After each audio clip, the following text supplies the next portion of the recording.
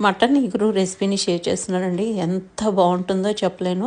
White రైస్లోకి ఎంత బాగుంటుందో, బగారా రైస్కి కానీ లేకపోతే మటన్ బిర్యానీకి కానీ రోటీస్కి కానీ అంతే బాగుంటుందండి. మ్యారినేషన్ చేసేసుకుంటున్నాం. మటన్ శుభ్రంగా వాష్ చేసేసుకున్నాక పెరుగు, ఉప్పు, పసుపు, కారం, అల్లం వెల్లుల్లి పేస్టు, పచ్చిమిర్చి, కొంచెం పుదీనా, ఒక టేబుల్ స్పూన్ ఆయిల్ వేసుకుని విధంగా మ్యారినేట్ చేసేసుకున్నాము.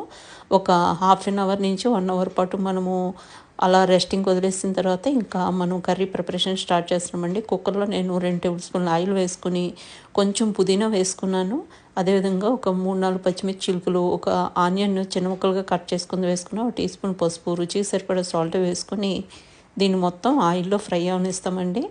పుదీనా ఆయిల్లో పుదీనా ఆయిల్లో వేయటం వల్ల ఒక మంచి అరోమా వస్తుందన్నమాట. ఈ కర్రీకి చాలా బాగుంటుంది. ఇప్పుడు 1/4 టీ స్పూన్ అల్లం వెల్లుల్లి పేస్ట్ వేసుకున్నాము. మ్యారినేషన్లో ఆల్రెడీ వేసాం కదండి. ఇంకా ఇదంతా మంచిగా వేగుతూ ఉండగా మనం ఆల్రెడీ మ్యారినేట్ చేసుకున్నటువంటి మటన్ని ఈ మూమెంట్లో యాడ్ చేసేసుకుంటాం అనమాట.